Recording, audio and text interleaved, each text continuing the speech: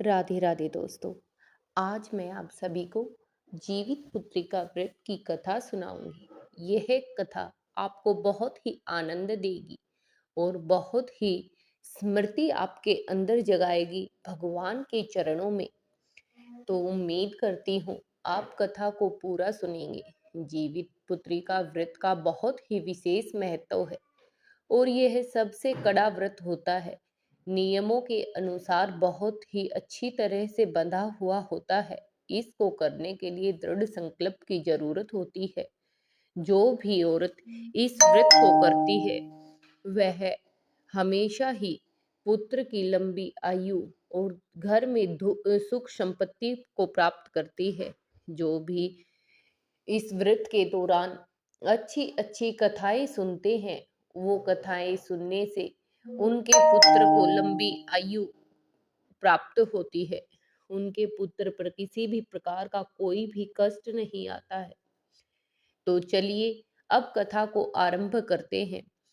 एक समय की बात थी। दो गोतिनी थी। एक गोतिनी बहुत सुखी थी और दूसरी गोतिनी बहुत ही दुखी रहती थी। जो सुखी गोतिनी थी उसके घर में किसी भी प्रकार की कोई भी कमी नहीं थी और जो दुखी गोतिनी थी उसके घर में बहुत ही कम सामान था।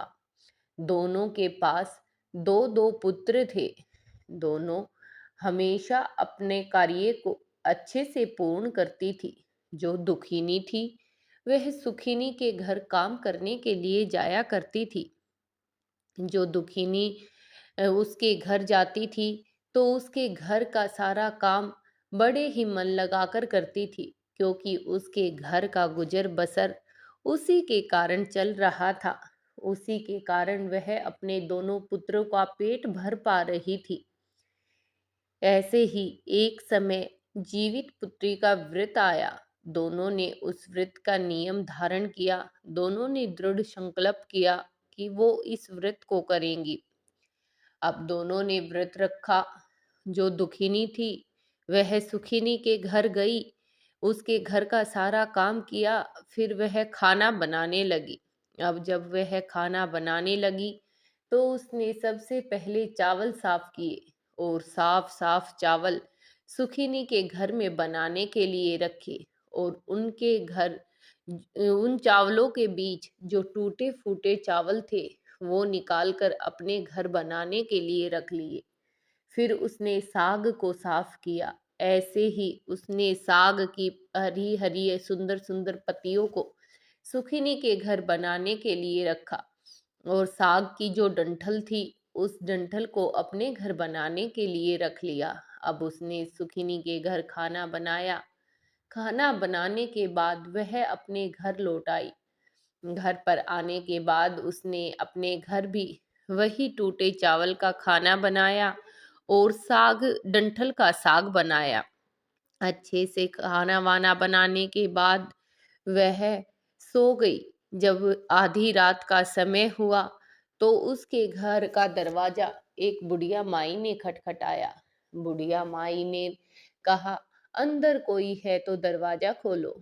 अब बुढ़िया माई की आवाज सुनकर दुखिनी उठ खड़ी हुई और बोली, हाँ माई, बताओ कैसे आई हो।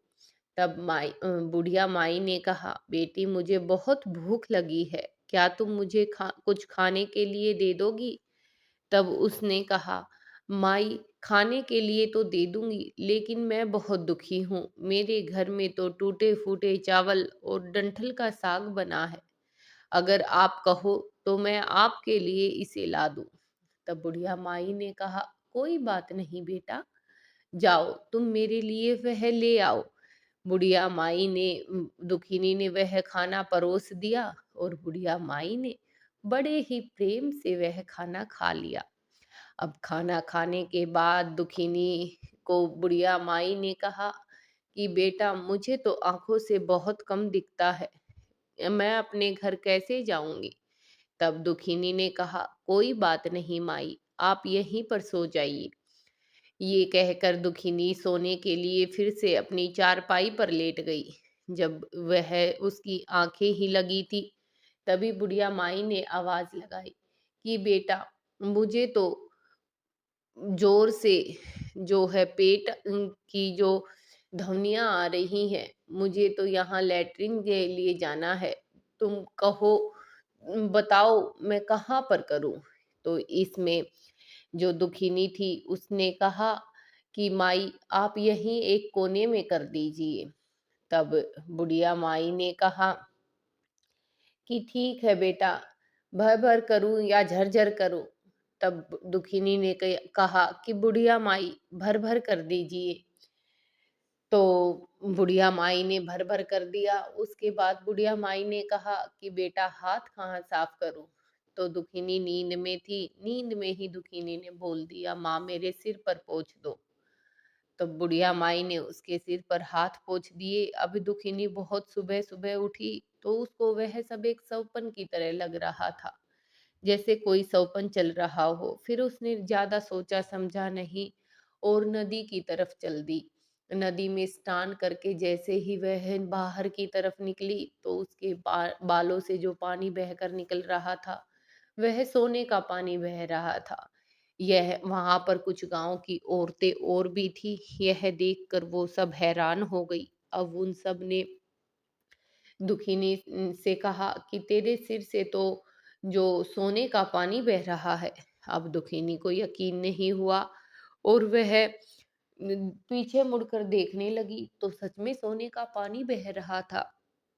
यह देखकर दुखिनी को रात की सारी बात याद आ गई और वह घर की तरफ दौड़ी कि फिर तो घर में भी कुछ न कुछ हो ही रखा होगा, क्योंकि बुढ़िया माई ने तो पेट में हाजत बताई थी, इसीलिए वह घर की तरफ दौड़ी। अब उसने घर के कोने में जाकर देखा तो घर के सब कोने में सोना ही सोना पड़ा था। यह देखकर वह समझ गई, यह जिमूत भगवान की ही कृपा मुझ पर हुई है, इसी वजह से यह सब मुझे मिला है। ये सोचकर वह बहुत खुश हुई और अपने दोनों पुत्रों को भी यह बात बताई और फिर उसने जो सुखिनी थी उसके घर जाना बंद कर दिया, क्योंकि अब तो उसके पास भी धन और संपत्ति की कोई कमी न थी।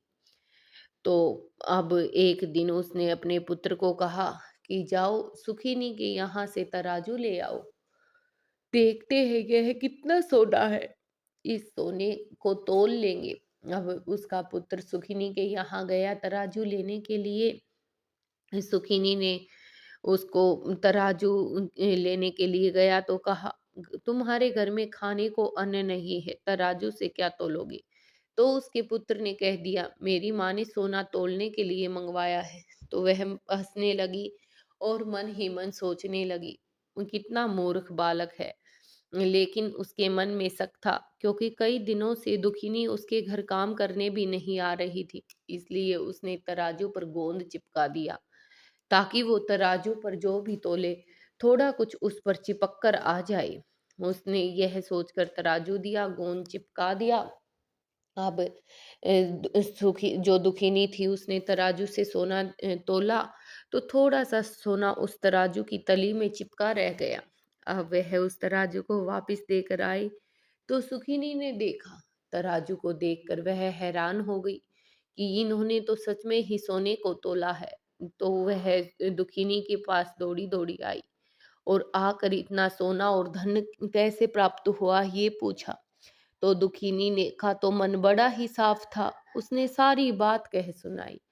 अब सारी बात सुनते ही सुखिनी के मन में भी लालच आ गया और उसने भी सोच लिया कि अब की बार जब जीवित पुत्री का व्रत आएगा, जितिया व्रत के दिन मैं भी ऐसे ही करूंगी। अब कुछ समय बीता, धीरे धीरे तो जितिया का जो व्रत था वह भी आ गया। अब जितिया के व्रत वाले दिन जो सुखिनी थी उसने भी वही कार्य किया, टूटे-फूटे चावल का खाना बनाया, डंठल का साग बनाया और लेट गई सोने के लिए। आधी रात हुई, बुढ़िया माई ने दरवाज़ा खटखटाया और सुखिनी तो इंतज़ार ही कर रही थी बुढ़िया माई का, तो उसने जाकर दरवाज़ा खोला। बुढ़िया माई ने कहा कि बेटी मुझे खाना खाना है। क्या तुम मुझे कुछ खिला सकती हो? तो सुखिनी ने कहा, हाँ माई खिला तो दूँगी, लेकिन मेरे घर तो टूटे-फूटे चावल और डंठल का साग बना है। तब बुढ़िया माही ने कहा, कोई बात नहीं बेटा, खा लूंगी, खिला दो। तो वो खुशी खुशी से, जो सुखिनी थी, उसने खाना परोस दिया, बुढ़िया माई ने खा लिया। बुढ़िया माई खाने के बाद कहने लगी कि बेटा, मुझे कुछ दिखाई नहीं देता, इतनी रात को मैं अपने घर कैसे जाऊंगी। तब सुखिनी ने कहा कि कोई बात नहीं माई, आप यहीं पर सो जाइए। बुढ़िया माई भी सो गई और सुखिनी भी सोने के लिए लेट गई। अब जब सुखिनी सोने के लिए लेटी तो बुढ़िया माई ने कहा, बेटा, मुझे तो हाजत हो रही है, बताओ मैं कहाँ करूं। तो सुखिनी ने कहा, यही कोने में कर दीजिए। अब बुढ़िया माई ने कहा कि बेटा, भर भर करूं या झरझर कर दूं। तो जो सुखिनी थी वह भूल गई कि भर भर बोलना है, उसने कहा, माई झरझर कर दीजिए। माई ने कहा, ठीक है बेटा, हाथ कहाँ पर साफ करूं। कहा, मेरे सिर में साफ कर दीजिए। माई की बात, माई ने वैसा ही किया। अब सुबह हुई तो सुखिनी के अंदर से वैसे ही बहुत गंध आ रही थी। उसने देखा तो घर में भी बड़ी दुर्गंध थी, हर जगह जो माई ने हाजत की थी वो फैला पड़ा था। उसके घर में धन संपत्ति का नाश हो चुका था। यह देखकर वह रोने लगी और दुखिनी के पास जाकर कहने लगी कि बहन, मेरे साथ तो ऐसा हुआ, तुमने मुझे कोई गलत विधि तो नहीं बताई। तब दुखिनी ने कहा, नहीं बहन, तुमने क्या कहा। तो उसने सारी बात बताई। दुखिनी ने कहा, बहन, तूने झरझर कहा, यहीं पे तो गलती कर दी। तूने भर भर कहना था, और वैसे भी तूने लालच किया, तेरा तो घर वैसे ही भरा हुआ था, फिर भी तूने लालच में जीमूत वाहन जो जिमूत भगवान को अच्छा खाना नहीं दिया। तुम्हारे पास तो सब कुछ था, फिर भी तूने अच्छा खाना नहीं दिया। मैं तो लाचार थी, इसीलिए मैंने खाना नहीं दिया, और शायद तुमने लालच किया, उसी का फल तुम्हें मिला है। यहाँ पे कथा समाप्त होती है। माई ने जैसा सुख दुखिनी को दिया, ऐसा सबको दे, और जो सुखिनी को दिया ऐसा किसी को ना दे। कथा सुनने वाले, पढ़ने वाले, कहने वाले और हुकारा भरने वाले की सदा ही विजय हो, उसको हर सुख की प्राप्ति हो। कृपया चैनल को लाइक और वीडियो को शेयर अवश्य